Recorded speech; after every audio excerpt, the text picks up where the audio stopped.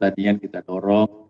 Nah, sekarang ada program kita yang namanya luas tambah tanam, karena yang namanya kan lahan sekarang sudah terbatas. Upaya kita adalah bagaimana misalnya yang tadinya ditanami 1 kali bisa 2 kali, yang 2 kali bisa 3 kali, sehingga produktivitas dan produksi daripada pertanian kita meningkat. Itu yang kita lakukan. Yang kedua juga dengan modernisasi pertanian. Nah, supaya apa? Supaya yang pertama biaya yang dikeluarkan relatif kecil dan hasil yang diperoleh relatif besar.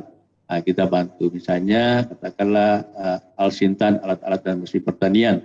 Ya tadinya misalnya kalau dia sewa misalnya alat-alat dan mesin pertanian, katakanlah misalnya hand traktor atau apa misalnya, kalau dia menyewa di swasta misalnya kan butuh biaya yang relatif tinggi, tetapi misalnya dengan bantuan ke kelompok, di kelompok itu paling tidak misalnya biaya operasional saja dia keluarkan. Itu yang kedua. Nah, kemudian yang berikut misalnya kan tentu terkait infrastruktur, ya infrastruktur kita dorong juga.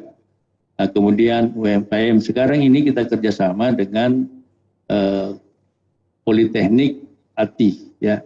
Nah, kita ada pendidikan yang setara D1. Di semua desa kita minta minimal 1 orang ya untuk kita latih atau didik di ATI Makassar, tetapi dia ditempatkan di Pardu, ya. Tetapi saya kasih tahu Pak Desa, yang di Saring itu betul-betul yang punya minat, ya, punya minat memang untuk mengembangkan dirinya, ya. Jadi ada 60 orang sekarang ini kami didik di ATI, ya, ATI Makassar, ya. Ini nanti menjadi semacam inkubator ekonomi. Dia nanti yang membantu mendorong UMKM, ataukah dia membuka usaha sendiri. Nah, itu yang kita lakukan. Yang kedua juga, kami juga dengan UNHAS ya akan membuka, sebenarnya mulai tahun ini seharusnya UNHAS sudah membuka setara D4 ya, jurusan pakan ternak, teknologi pakan ternak. Ya, mungkin kemarin pembukaan pendaftarannya agak terlambat sehingga kurang mendaftar. Mudah-mudahan tahun berikut ini pendaftarnya sudah banyak, ya. Nah, sehingga saya katakan bahwa untuk kuliah di UNHAS tidak perlu lagi ke Makassar, cukup di Baru saja. Insya Allah, ya. Kan tentu saja banyak keuntungannya ketika kuliah di Baru. Yang pertama tidak ada lagi biaya katakanlah akomodasi, ya, bisa tinggal di rumah sendiri, transport. Kemudian yang kedua misalnya sambil kuliah juga tetap masih bisa membantu orang tuanya bertani mungkin atau nelayan dan sebagainya. Itu yang kita lakukan. Kemudian di sektor pariwisata, ya, yang kami dorong di sini sektor pariwisata adalah pariwisata berbasis masyarakat, ya. Kita sudah tetapkan ada 6 desa sebagai desa wisata. Ada Paceke, ada Kamiri, ada Harapan, ya. Ada 6 desa kita tetapkan. Saya mendorong bagaimana memberikan manfaat kepada masyarakatnya. Kita punya pengelola tempat wisata namanya Pok Darwis, kelompok sadar wisata. Saya melihat bagus, ya. Yang pertama karena dia orang-orang di sekitar situ rasa memilikinya tinggi, dan betul-betul ya relatif berkembang lah dibandingkan dengan pengelolaan sebelumnya. Nah, kemudian tentunya yang lebih besar lagi, ya. Kami punya pantai 78 km.